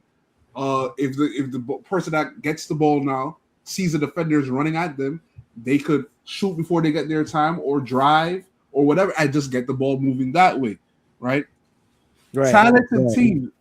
Let's talk about the Knicks. Talented teams play in a similar way now. A lot of them, not all of them, but a lot of them do like the Knicks. But at the end of the day, it comes down to your best player being your best player. Right. That's where the high usage aspect that you're talking about, Farrell, comes in. Guys like the guy in the video that you played seem to be very anti-ISO ball. And as a Knicks fan, we've seen... Well, no, because he's advocating for pace and space ISO style. I think he just doesn't like when guys have the ball in their hands for the entire possession. Right. That's what it is. They're anti-high usage ISO ball. That's what they are. And as a Knicks fan, I've seen many people complain about a guy like Carmelo having the ball and not passing the ball enough and all of that, right? But these same people celebrate when he's hitting game winners, when he's going on a personal 10-0 run, when he's saving the team. Right. And they don't understand that you can't have it both ways. That you have to have it both ways. You got to take the good with the bad, right? That's just what superstars do. And when you have a team like the Knicks and a guy like Jalen Brunson, we could do everybody's getting more opportunity to score the ball right now because we're pace and space right now, right? And because sometimes we put Mike Brown likes to put a cat at the nail and let him do his passing thing with all these fancy passes and all of that, right? He likes to do that as well, but a lot of it is pace and space, right? At the end of the day, when it comes down to, this is why I disagree with you saying the offense was very stoppable in the playoffs last year. When we have close games this year, we look very much like we did last year, the offense. Because that's what it should look like. That's what it should look like to an extent. I think y'all run Jalen Brunson's pet actions to get a game winner still. But I think if you take clutch a little further back in the game, like I think in the last minute y'all do the same stuff because Jalen Brunson has his package that he likes to get clutch shots. That hasn't changed, right? Any coach is gonna ask your star player, hey, how do you like to whatever. So yes, of course, that looks the same. But I think the way y'all play in a fourth quarter looks very different. It looks very different. The last 3 to 4 minutes, because to start the fourth quarter usually is the benching anyway. So you know what I mean? Let's say the last 6 minutes of a game. It's close. Every possession really matters. We have to come down and get buckets or like if we come down 3 straight times without scoring, the game could be over. Last 5 minutes, kind of like how last night. Remember that game we were in where I was like, yo, you were like, don't worry, it's just one shot. I was like, not in this game. Like, right in this game, us missing this one time, if we come down and miss again, that could be it. That could literally be it. But I gotta disagree. The last 5 minutes, it's very much take your turn, ISO ball, and that's not a bad thing, especially when the previous 43 minutes. That's pace of space ISO. Yeah, but it's like I think last year instead of that, or find like let's use the game of the week we use, right? Yeah. The fact that the team identified Clarkson was hot and that Kolek was hot, right? And let the offense go through them until they cooled off, even though it was the fourth. People were talking like, yo, it's crazy that Mikal's not back in. It's crazy that Cat's not back in. And we could say coaching because I think it is style. I think style-wise with your old coach, he took those guys out, put your starters back in, and put Brunson and Cat in pick and rolls for the end of the game. Y'all, that's how y'all would have did it. Or just straight ISO. And Jalen Brunson dribbling the ball the whole shot clock. And I'm saying ISO is different than pace and space ISO. It's a very different thing. I'm saying Jalen Brunson still dominates the ball than he should. And the reason the Heat's record, as you mentioned earlier, that the record is what it is because they don't have the talent to play that way. So I don't think it's more of who. You said what? The Heat. The Heat's record is what it is because they don't have the talent to play the high usage ISO ball. No, I would say Spo has always been a pace and space style. I think again when he has a player who deserves usage, he uses them. Right. But they've always played that, which is what we agree on. I think usage is not a part of this. Like either way you choose to play, you can decide to have high usage or not and be good or not. Like the guy in the video is talking about the usage though, so we got to talk about the usage. That's the part I disagree with him on though. I don't think usage is on one side of this. You can play both styles with high usage. Yeah, I agree with that. Yeah. The Thunder do it. The Knicks do it. Yeah. The Pistons do it. I just think he's trying to say high usage is not what we should want and root for. I know. I think you, and Alan all disagree with him. And I think Dre might disagree with him too, honestly. Oh, I do. I disagree. And it's not a war to me.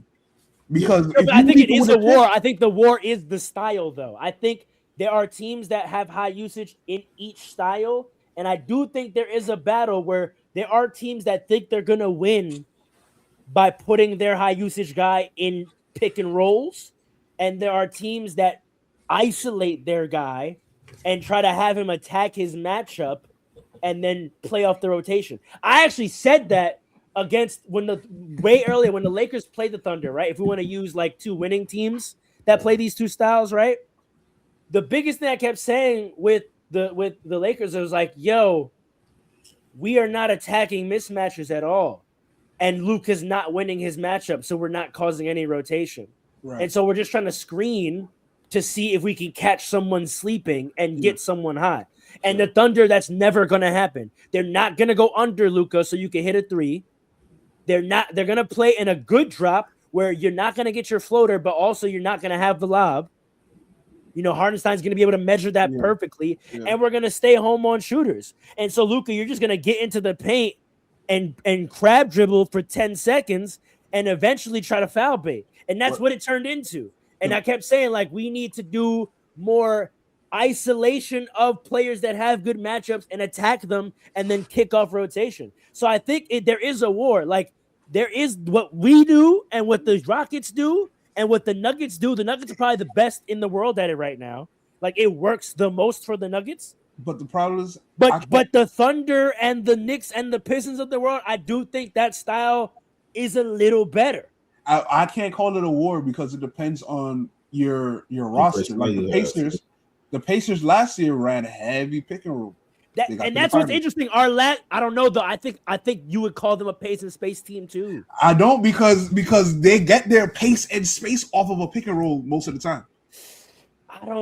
I would That's what I'm saying. There's a way. I would really want to go watch film. matchup. I think the thing that was so interesting about like schematic wise about the finals last year is that everyone said it wasn't conflicting styles. It was actually two teams that kind of do very similar things going back and forth. And then that makes sense why I went 7 games. So 7, yeah. You understand? Like I think those two teams are actually incredibly similar. Yeah. I just think like the difference is, which you may be thinking, is like Hallie with his usage was more of a facilitator, and Shy with his usage was much more of a scorer. But they still were the point people for two high usage pace and space ISO teams. You know why I say they're pick and roll heavy? Because against the Knicks, they killed off the pick and roll. But then when they went to the Thunder, they changed it up. I think that's because they identified a weakness in the Knicks defense, and they knew that Cat couldn't guard it. Yeah. So it really wasn't that the pick and roll was their style; it was that the matchup they were hunting for was Cat guarding a pick and roll. I don't think it's a war. Like you just got to do what you got to do in the court to win the game. No, but I think there's a difference because I think there are teams that don't have none of one of the styles in their repertoire at all. Oh, they're just whack. Like Rick Carlisle, I give credit to the Pacers because he could shift in real time. Almost in the same way we call a great defensive team that could play man, play zone, play shade. Like the fact they can mix it up. Rick Carlisle's a great coach because he had that team playing mostly pace and space, but could identify, he can't guard. Pick and roll his ass, right? Like that's what made them great. I'm gonna do that too, right? Like if there's a smaller guard on the floor or a flat-footed wing, you best believe Shade's gonna call a pick to get that matchup, right? Like they can do both, but the majority of the time they are pace and space, which is what I say about the Lakers. I already know Luka's natural play style. We're gonna be mostly pick and roll. I just want us to throw in more pace and space, particularly when he's off the court. Like when he's not there, Austin and LeBron should be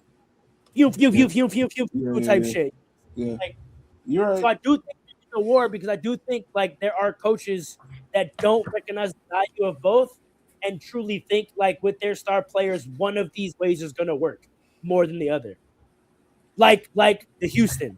I think that's also why you can point it this way. Ime Udoka versus Joe Mazzulla. What kind of style did Ime Udoka have the Celtics playing when they was making all those Eastern Conference Finals runs but didn't win? High pick and roll. Yeah. What did Mazzulla do? And then they won. Yeah. So I think if you really go through the years and track it by coaches, where they've been and success, and then who won the championship that year, I think there is a little bit of a tug and pull there. Pause. Oh, fair enough. I think you might be right. You might have convinced me. I still think it's based on the roster that you have. I mean, the roster is a big part of it. That's why I'm going off teams that like switch coaches because it's the same team. That's where you convinced me at because which one was more successful. I haven't seen. When you brought up the Celtics, I think you're right now. When you brought up the Celtics, that made me think right. I mean, I haven't seen a team that was pace and space. I haven't seen a team that was pace and space switch to high pick and roll and then win. There's confusion about who Jason Tatum is in the Celtics organization. That's why I still think it's a roster thing because they don't know what Jason Tatum's biggest strengths are.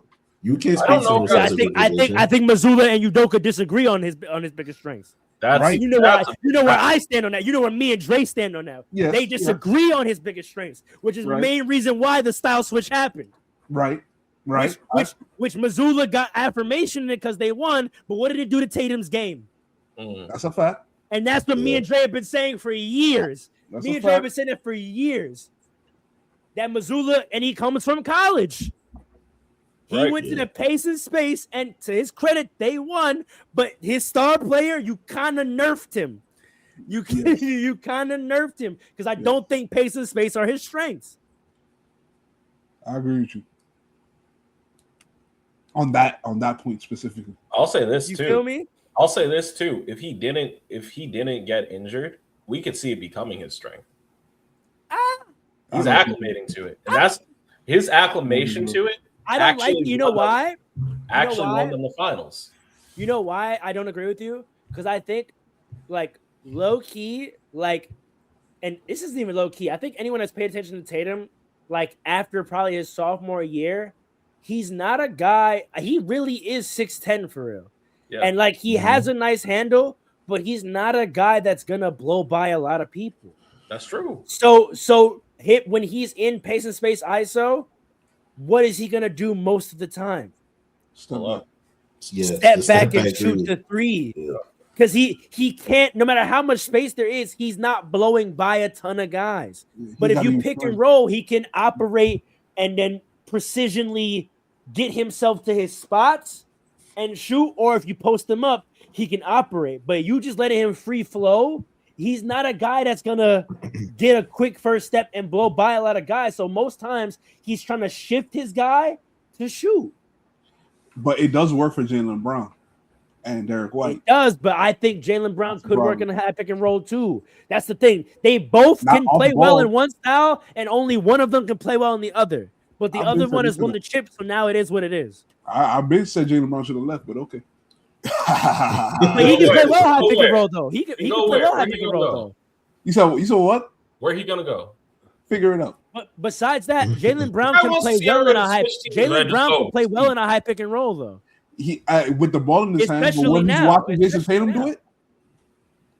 But here's the thing. That's the thing. You just play. You don't have the super high usage. Like let Tatum run some pick and roll, and let Brown run some pick and roll. Everyone would call it my turn, your turn basketball, but it was just because they weren't that good at it yet. They still didn't learn how to make reads. I think space is my turn, your turn too, but no one says it anymore. That's a fact. Jaylen Brown. no one says it anymore. I wonder why that is. Brown off ball is not as effective as Jason Tatum. He's a dud. He's a dud. Let's call a spade a spade. But in a high pick and roll system, you could put him in the dunker. Now you putting him in the dunk. I don't mind guards in my dunker. I love to be a guard in the dunker. Some guards, yes. Some guards. I love it. Most guards, I don't think it works. I don't think that's the best thing for them. You're soft. You're soft and you're a finesse player. You don't want to get an and one. You can't jump. I understand if you can't jump. Yeah. Don't put no Tyrese Halliburton. Well, nah, he could get up a little bit. Who's like a no jumping guard? Don't put Fred VanVleet in the dunker. Obviously, I understand that. But you're talking about Jaylen Brown 6'7" with bungee cords on his legs. Amin Thompson can stay in the dunker. Put him in the dunker. That man be a guard. What is he, a power forward? You can be a guard in the dunker. I'm surprised you're saying that. Yo, Russell Westbrook has ruined the dunker because you know why? I'm gonna tell you how Russell Westbrook ruined the dunker, and then we can get out of here with final points. Because the Thunder didn't use Russell Westbrook in the dunker in the prime of his career when it would have made sense, when coaches started doing it in his twilight, people saw it as a demotion. So they saw it as a demotion. So now people feel like when you put a guard in the dunker, you're disrespecting them. No, but there's some guards that and it's all Westbrook's fault. Putting your guard in the dunker is not a bad thing. You need a stretch five to get away with that. Yeah, or just the five is setting the pick. Paul. I know. No. The five is setting the pick. If the five sets the pick and the center steps out and you blow by, you're putting the guard in the dunker so that when low man steps over, you have a guard to dish it to. I can think of at least one big guard could turn around and block that. Hell no, not if you're an athlete. Maybe this is the last. Athletic, you could defend that because the big is already there. No, Paul. See, soon I'm gonna get an X and O board for us digitally. I'm gonna figure it out. What I'm saying is, all right, so look right here, right? Yeah. Pick and roll. If the guard comes off, if the big guarding the big steps up and you beat, that big is here still. Now we're saying instead of having another big being dunker, imagine if the person stepping up is a guard because your guard's in the dunker. First of all, that guard being the low man, if I'm coming up to pick, I'm probably taking it to his chest. And if I don't, I'm dishing it to a skilled athletic guard right here who can dunk it, shoot it, or make a good play. That big is up here still with the big. That's a lot of congestion though, because the load man has somebody guarding him. You got the guard that got picked running down the lane, trying to guard somebody. Big guarding big, guard. You come off. The big is up here. The guard got screened, so the guard is here. Your big is here. Yeah. The big defender is here, and you're here going in the paint. Those three players are up here in the action.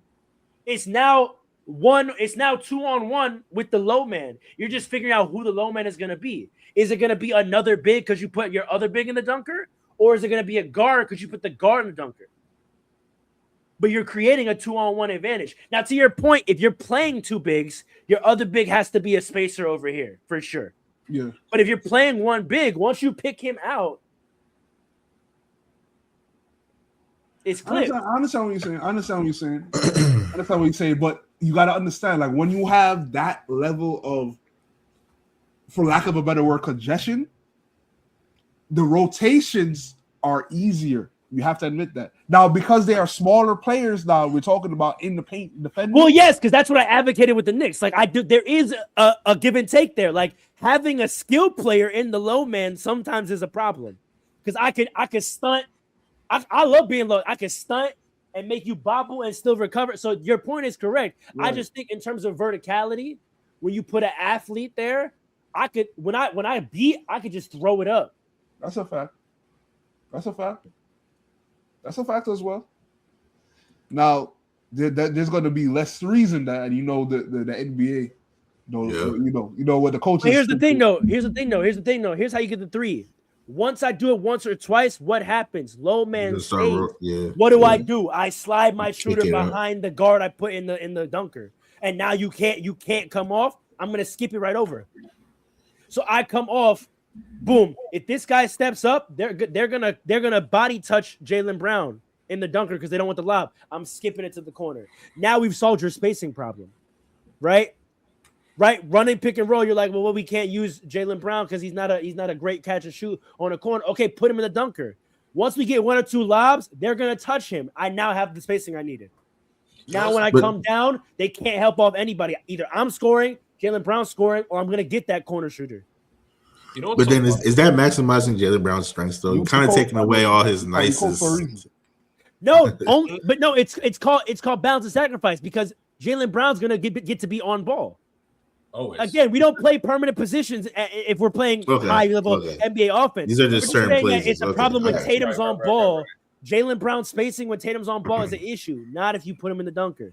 So for Tatum on ball sets, put Brown in the dunker, and then when it's Brown's time to be on ball, we don't have anything to worry about because everyone else can shoot. I like that. Yeah. Then you feel me? Like, yeah. Jaylen Brown like that. I tell you that. Jason Tatum be going off the most when he gets a lot of catch and shoot looks. So Jaylen Brown in downhill pick and roll actions with Tatum being the corner guy. Oh my, 50, easy 50 for Tatum. Don't let him get hot. Now he can take some step backs and we're good to go. We can go for days on this, but like, I think go ahead. Final points around the horn. Final points. Here's my final point, and I don't think we need more than this. I can think of at least one guard in my personal circle that could benefit from this kind of play style. Just putting that out there. What, pace and space ISO or high pick and roll? With my guard going to the dunker. I'd be in the dunker all the time. I'm not talking about you. Oh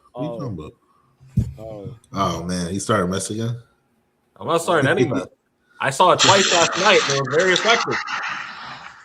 Oh wow! I saw it twice last night. It was very effective. Oh wow! I mean, if you're not gonna shoot open threes, you might as well. That's what I'm saying. You might as well. But here's the thing: the style that we play. Also, go check our stream out on Twitch. Last night, Alan debuted on the stream. We had our starting five fast break family. With that five, we play in pace and space anyway, so we don't gotta worry about it. But to your point, if we do have to bust out a pick and roll set, that might have to be the move. I'm just saying. Because you're gonna pop off the pick. So you're going to be my top spacing. Yep. I got Allen in one corner. Yep. I definitely want to put Ben in the other corner. Do I want Paul on the opposite wing or do I want him in the dunker? I think I might want him in the dunker. Depends on how he's feeling. If he feels like shooting, put him in the wing. If he doesn't, get to the dunker, my boy. Get me the ball on time and on target. I'm shooting every time. That's not true. Right, that's not true. You don't get it to me on time. You want me to J people. Family. This guy counted to 10, tied his shoes, and said a quick Hail Mary. You take bail on the shoot. I need Dead Eye or Hall of Fame to make them.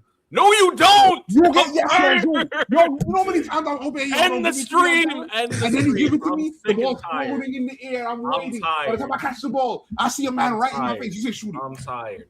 Yeah, shoot that, John. Nah, you see. Paul. When I brother. post these clips, bro, you can't lie like you didn't catch it wide open and evaluated your whole life before pulling. Yeah, You evaluated your whole life before you shot it. Specifically, I was confused about when I was gonna get the ball or not. What are you? Very confused. Well, that's fair. New squad. We were figuring out rhythm. Everyone was figuring out where they were gonna get the ball. That only worked for the first 2 games. After that, we know what's going on. I agree. 4 corners. We talking about 2K though, by the way. I don't know if you. I was about to say you watching the Twitch. If you watch the stream, that's lit. But in real life, I do understand what he means by that. I'm just saying. But yeah, 2K we definitely. I mean, we did go to 4 corners. Yeah, we did, and it was fire. That was the. Listen, in terms of being a high usage guard, I'll admit I'm a little bit of a high usage guard. In terms of being a high usage guard, in terms of space. That was some of the best space I ever had last night. I was going crazy. I promised to move it more. I was just so unfamiliar with having this much space. I was like, no one's coming over to stop this. You're just gonna let me dunk it? I want wins. Output could go out the window. It's a fact. Like they let me come down 4 times and just drive by 1-on-1 and dunk it. And I kept waiting for them to like rotate. And then I was like, oh wait, no. That's a shooter, and he's hit 2 already. They're not gonna come over. They're gonna let me dunk it every time. Actually, not because last night I did get when I did sacrifice that we did win, so I could.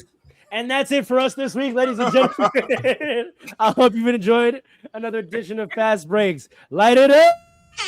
Peace, follow the socials. Like, follow, comment, subscribe. And hit the Twitch.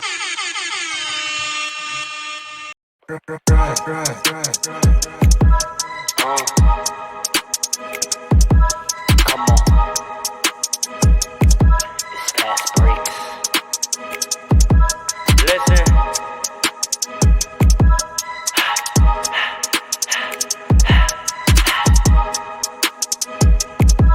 Back with another one. Fast breaks, yeah, we coming with the takes. Never early, never late, but we always push the pace, yeah. And we really study tape, y'all just view the highlights. Man, we really watching games, yeah. You just watch from the stands. We run 3-man weeks, Paul, Dre, and Allen, yeah. Way more than a fan. We got love for the game. We don't have to pretend. Got it out the mud like you get it off the glass. I'm the run the fast break. Throw me the outlet. Yeah, we got it out the mud like you get it off the glass. Time to run the fast break. Throw